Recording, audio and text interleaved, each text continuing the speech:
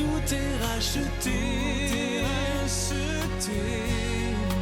nous prendrons nos faibles mots pour te dire quel Dieu merveilleux tu es. Mais nous ne pourrons pas te dire tout notre amour, alors entends nos cœurs. Non, nous ne pourrons pas te dire tout notre amour, alors entends nos cœurs. Merci de ne pas changer de chaîne car vous allez à présent suivre une prédication édifiante du révérend Dr Job Moukadi de l'Église en mission au Royaume-Uni. Mesdames, Messieurs, que la paix du Seigneur soit avec vous. Le message que nous avons aujourd'hui a pour thème la bénédiction particulière. La bénédiction particulière est le message que nous avons aujourd'hui. En introduction, nous disons que la bénédiction est une faveur que Dieu accorde à ceux qui lui obéissent. C'est vraiment une faveur de Dieu. Personne ne mérite la bénédiction. C'est Dieu qui l'accorde comme il veut. Et en lisant les Écritures saintes, nous trouvons que la bénédiction se transmet par la parole, par les actes que nous posons, ou encore par les mains qu'on nous impose, ou par les actes comme nous l'avons dit. Le Seigneur nous bénit et nous comble de bonheur à travers des hommes de Dieu, à travers nos parents, à travers nos proches. Nous pouvons être bénis à travers les malheureux à qui nous apportons assistance. Nous pouvons être bénis. Et tout cela nous montre que la bénédiction est réelle et qu'elle existe. Et en lisant les Écritures saintes, nous trouvons que la transformation même de la nature est partie de la bénédiction de Dieu. Il a dit à l'homme, il a béni l'homme en lui disant: soyez féconds, multipliez, remplissez la terre, assujettissez-la. Donc, il a donné à l'homme cette bénédiction d'assujettir la terre. Nous avons donc ce que nous appelons le travail, qui est une vertu propre à l'homme, qui consiste en la production et en la transformation de la nature. Ce que nous voyons, ce que l'homme a pu faire, c'est à partir de la bénédiction de Dieu sur l'homme. Et même en regardant le progrès de l'Église, nous trouvons que l'Église elle-même a fait des énormes progrès et continue à avoir du succès à partir de la bénédiction que le Seigneur Jésus-Christ avait libérée sur ses disciples peu avant son ascension. La Bible nous dit qu'il est allé avec eux jusqu'à Béthanie, il a levé les mains et il les a bénis en se séparant d'eux.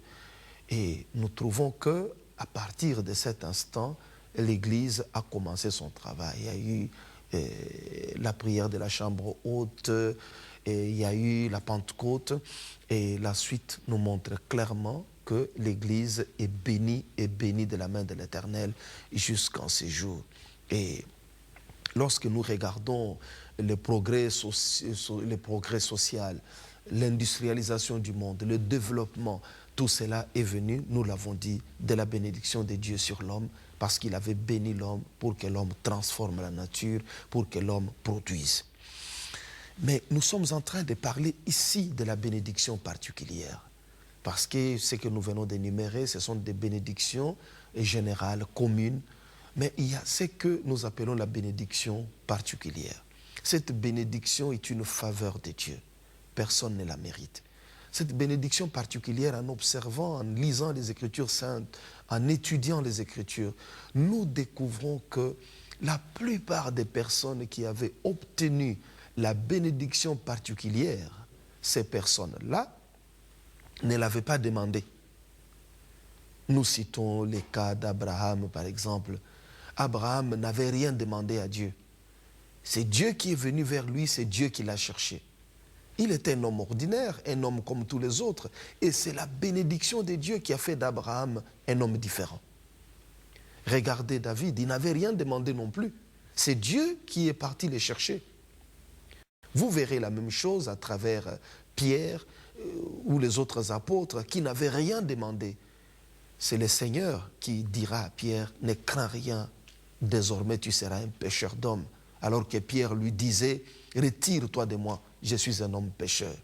Nous trouvons donc, à travers les Écritures saintes, des hommes et des femmes qui ont reçu la bénédiction particulière.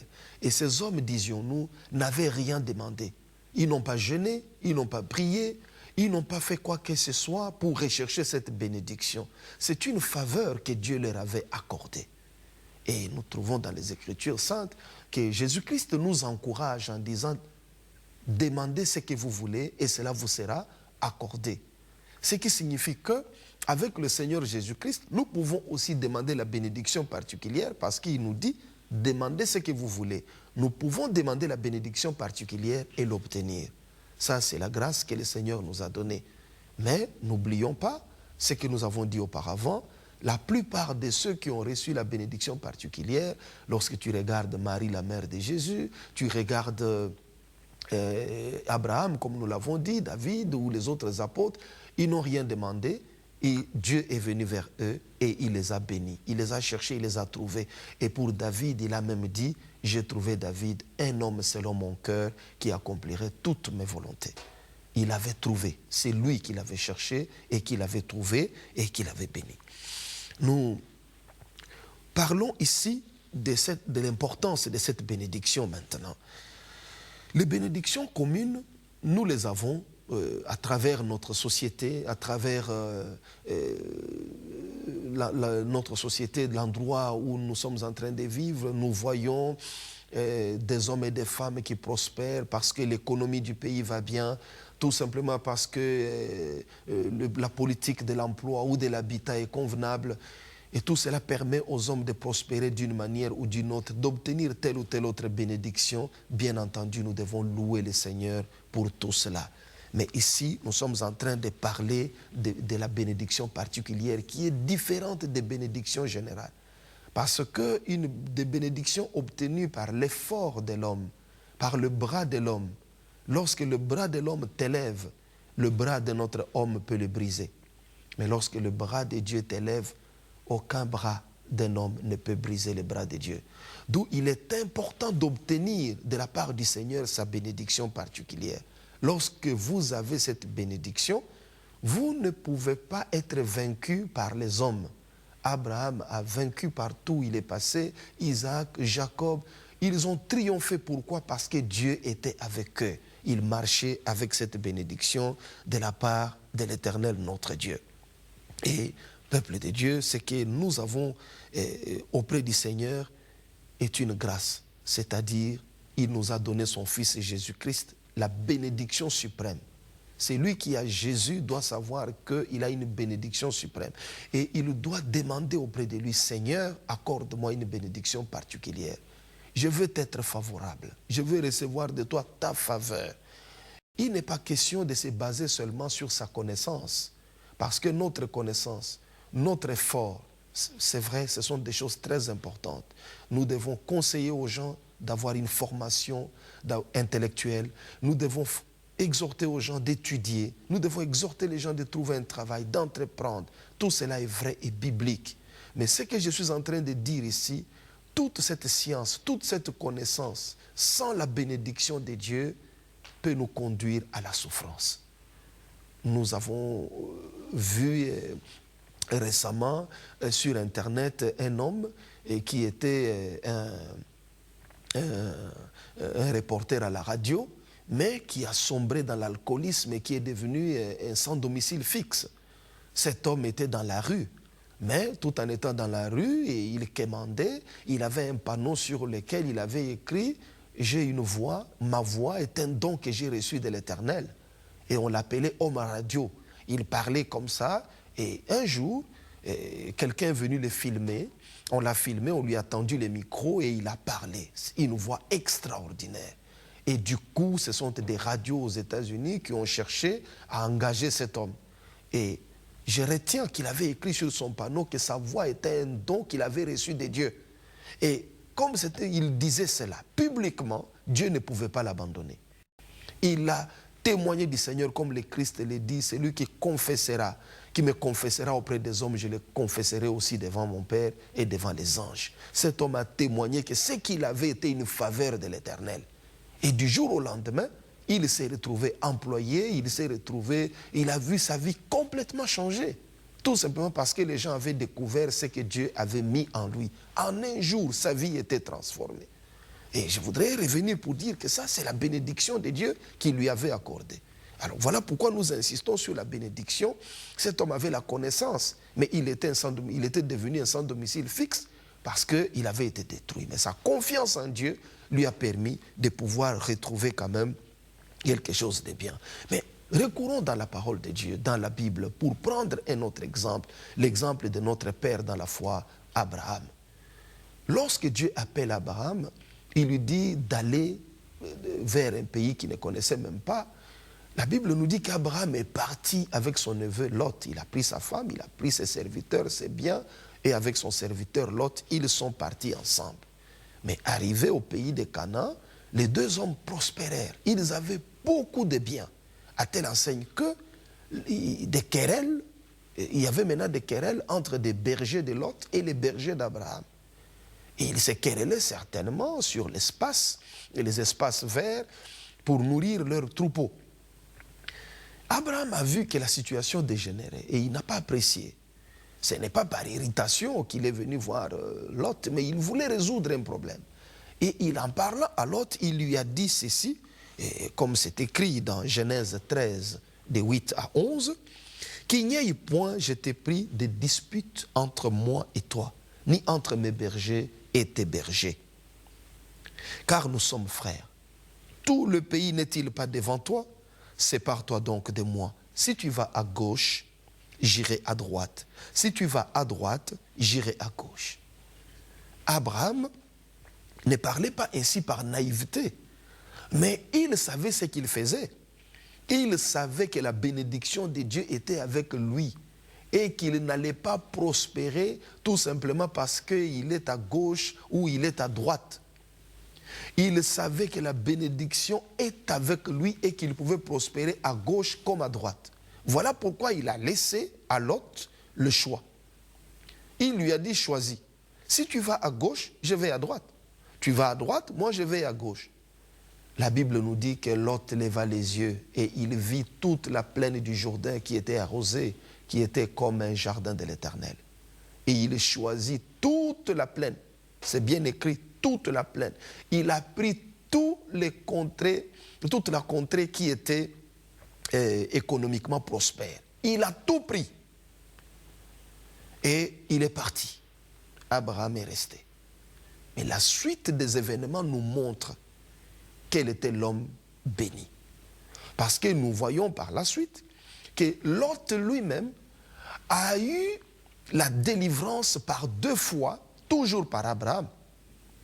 Je voudrais seulement dire que Lot n'a pas pu faire la lecture des choses spirituelles lorsqu'il a écouté son oncle lui dire « Si tu vas à gauche, moi je vais à droite. Tu vas à droite, je vais à gauche. » Il fallait qu'il fasse une lecture spirituelle et prophétique des paroles de cet homme. Il n'a pas pu le faire. Et il est tombé dans l'erreur. Pierre, l'apôtre, lui avait compris. Le jour où le Seigneur Jésus-Christ avait dit à ses disciples, il a dit, tous m'ont abandonné. Vous les 12, qu'est-ce que vous attendez à côté de moi? Allez-vous-en, vous aussi suivez les autres, quittez-moi. Pierre lui avait dit, Seigneur, à qui irions-nous? C'est toi qui as les paroles de la vie éternelle. Et nous avons cru et nous avons connu que c'est toi le Christ, le Saint de Dieu. Pierre avait refusé de partir. Malgré le renvoi du Christ, il a dit non, je ne pars pas. Nous avons aussi l'exemple d'Élisée, à qui, par 3 reprises, Élie avait dit, reste ici, car le Seigneur m'envoie. Mais Élisée lui disait, l'Éternel est vivant, ton âme est vivante, je ne t'abandonnerai pas, je ne te quitterai pas. Il est resté attaché à Élie jusqu'à ce qu'il ait obtenu la bénédiction.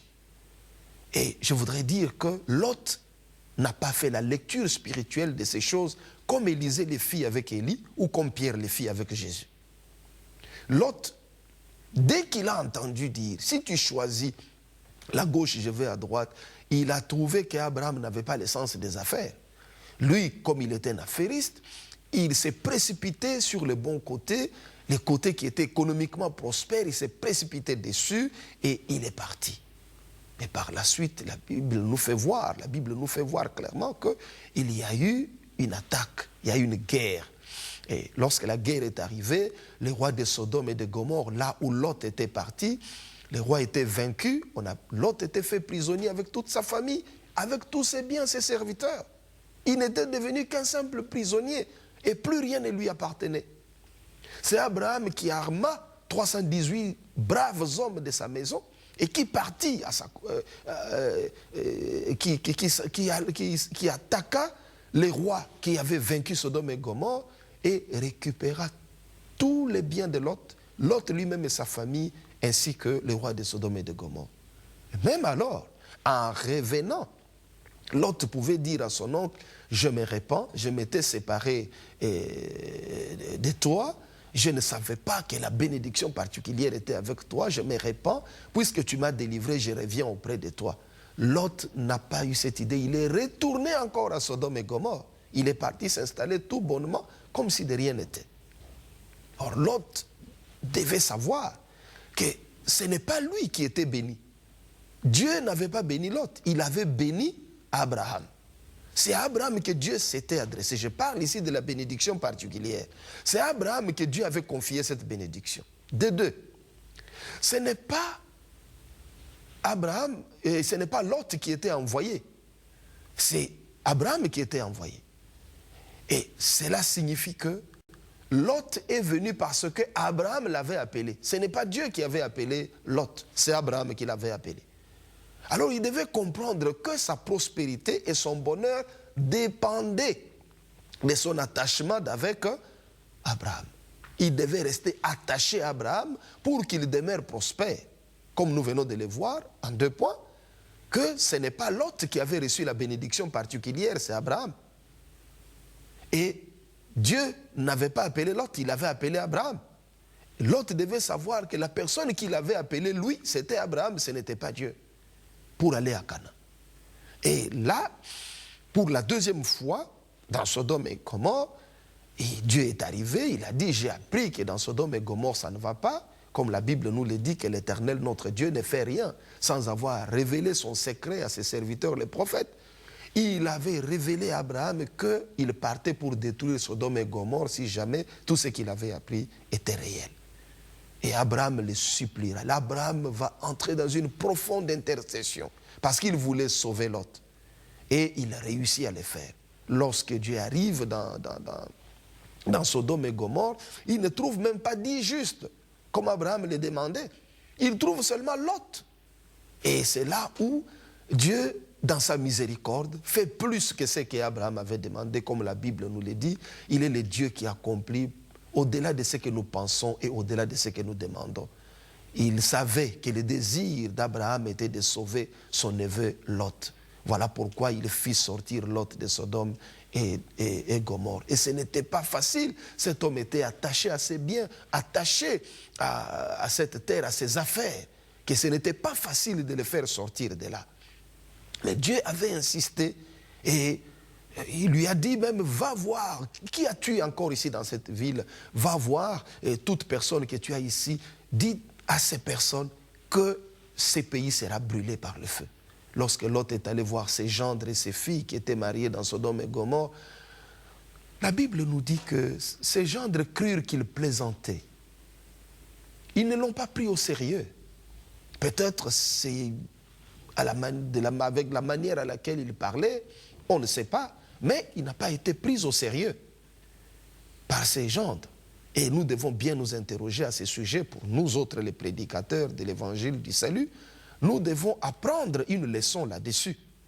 Pourquoi Lot n'a pas été pris au sérieux par ses gendres, alors qu'il leur annonçait que le feu allait descendre sur Sodome? Aujourd'hui, vous parlez du royaume de Dieu, nous parlons de l'avènement du Seigneur, nous parlons de l'enfer. Pourquoi est-ce que les hommes ne nous prennent pas au sérieux? Nous devrions nous poser la question et chacun de nous, au fond de lui, revenir à Dieu. Parce que je lisais dans un livre l'histoire d'un prédicateur et d'un comédien qui tous deux vivaient dans un village ensemble. Et ces livres racontaient que chaque fois que le pasteur rassemblait les gens les dimanches, il y en avait peut-être 5, peut-être 10. Mais lorsque le comédien convoquait les gens pour sa comédie, c'est tous les villages qui venaient. Des centaines de gens s'est rassemblés. Tout le monde venait pour écouter attentivement cet homme. Alors une nuit, le pasteur est parti voir le comédien pour lui dire « Quel est ton secret? Qu'est-ce qui fait que lorsque tu convoques les gens, ils viennent et ils viennent assister à masse? Moi, j'arrive, j'appelle les gens, mais ils ne viennent pas. » Le comédien lui dira que le problème est simple. C'est que moi, lorsque je fais mes scènes, je sais que je mens. Je sais que tout ce que je dis n'est pas vrai. Mais je fais un effort pour que les gens croient que ce que je fais est vrai, que ma comédie-là est une réalité. Je me mets vraiment dans la peau des personnages que je représente, de sorte que tout le monde voit que ce que je dis et ce que je fais est vrai. Mais toi, tu as la vérité, mais lorsque tu parles, c'est comme si tu mens. Et lorsqu'on te regarde vivre parmi nous, c'est comme si tu mens. Tout ce que tu nous dis n'est pas vrai. Ta vie est en train de démentir la parole que tu prêches. Et puis toi-même, quand tu parles, tu n'as pas l'air convaincu de ce que tu es en train de dire. Le pasteur est parti édifié. Il s'est repenti de ses péchés et il a commencé à prêcher avec conviction. La suite est que même le comédien est devenu membre de son église. Beaucoup de personnes avaient été sauvées dans ce village. Pour revenir à ce que nous sommes en train de dire, Lot est allé voir ses gendres qui ne l'ont pas pris au sérieux. Mais l'ange a dû tenir Lot par la main pour le faire sortir de Sodome et Gomorrhe. En sortant de là, Lot a tout laissé. Tout a été brûlé dans le feu. Il a perdu même des membres de sa famille. Il s'est retrouvé comme un misérable dans une caverne avec ses 2 filles où il se livra malgré lui à l'immoralité. Nous voyons là que la vie de Lot nous montre clairement que lorsqu'on n'a pas la bénédiction particulière, on peut tout perdre.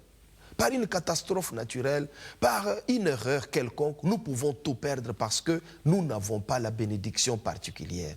C'est donc important pour nous de savoir que la bénédiction particulière, nous en avons besoin. Nous devons la demander. Christ nous a dit, demandez ce que vous voudrez, il vous sera accordé. Lorsque vous êtes béni, tout ce que vous ferez va prospérer parce que la bénédiction de Dieu est avec vous. C'est à nous aujourd'hui de savoir que le Seigneur nous a aimés et qu'il nous a bénis en nous donnant Jésus-Christ. Demandons donc au nom de Jésus-Christ d'être bénis, d'avoir la bénédiction particulière. Ainsi, lorsque l'ennemi viendra détruire, nous allons reconstruire. Lorsque l'ennemi viendra voler, nous allons encore acquérir. Lorsque l'ennemi viendra pour nous jeter des maladies sur nous, le Seigneur va nous guérir. Lorsque l'ennemi viendra avec la mort, nous recevrons la vie. C'est ce qui arrive à une personne qui est bénie. Tu ne peux pas renverser. On ne peut pas renverser un homme béni de l'Éternel. Personne ne peut le vaincre. Il triomphe toujours. La Bible nous le dit que nous bénissons Dieu qui nous fait toujours triompher en Jésus-Christ. La Bible ne dit pas qu'il nous fait souvent triompher, mais qu'il nous fait toujours triompher en Jésus-Christ. Et il est encore écrit, le malheur atteint souvent les justes, mais le Seigneur l'en délivre toujours. Nous trouvons donc que Abraham était béni, il est resté béni. Lot, dont la bénédiction dépendait d'Abraham, est allé à l'écart et il a tout perdu. Je voudrais tout simplement dire qu'aujourd'hui, nous avons une parole de l'Écriture qui nous dit tout ceci, qui nous dit tout simplement ceci dans Galates 3, de 13 à 14. Christ nous a rachetés de la malédiction de la loi, étant devenu malédiction pour nous, car il est écrit, maudit est quiconque est pendu au bois, afin que la bénédiction d'Abraham eût pour les païens son accomplissement en Jésus-Christ, et que nous ressuscitions par la foi l'Esprit qui avait été promis. Je voudrais dire que la Bible nous le fait comprendre clairement à travers ses écrits que la bénédiction d'Abraham, la bénédiction particulière qui était sur Abraham peut venir sur nous si nous croyons en Jésus. C'est la foi en Jésus qui nous permet d'entrer en possession de cette bénédiction. Car Dieu avait dit clairement à Abraham, toutes les familles de la terre seront bénies en toi. Alors, il est important, si vous ne croyez pas encore en Jésus-Christ, de donner votre vie à Christ.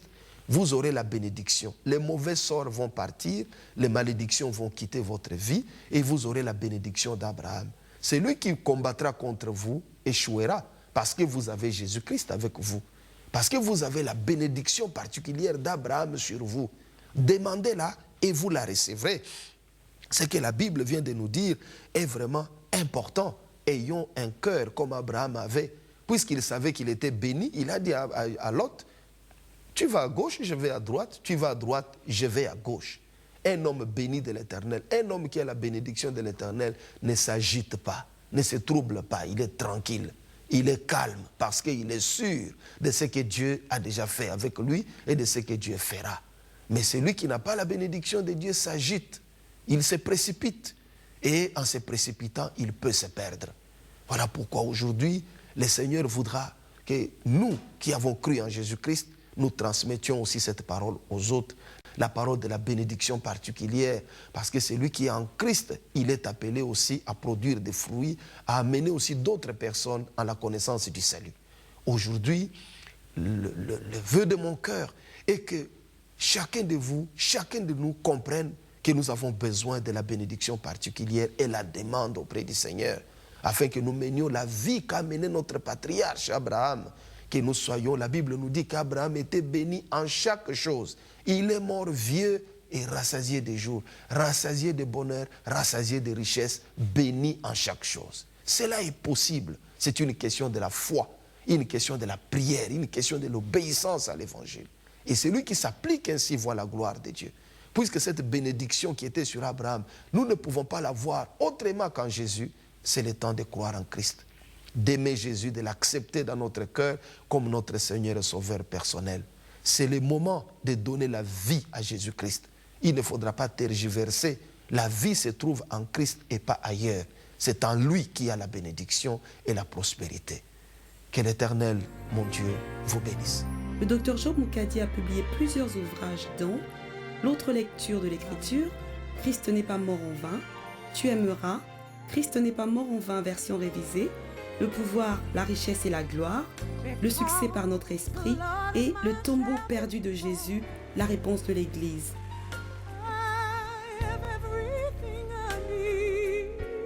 Pour vous procurer les livres du docteur Job Moukadi, veuillez consulter le site web www.lulu.com version francophone ou visiter notre site www.egliseenmission.com ou encore contactez-nous par courrier électronique contact@egliseenmission.com ou encore par téléphone +44 161 834 75 11 +44 79 03 10 62 53. Nous célébrons un culte agréable au Seigneur chaque dimanche de 10h à 13h au 9 North Street, Chiltern Hill, Manchester, M8 8RE, non loin de Manchester Fort, à 5 minutes du centre-ville, bus 135. Dieu vous bénisse.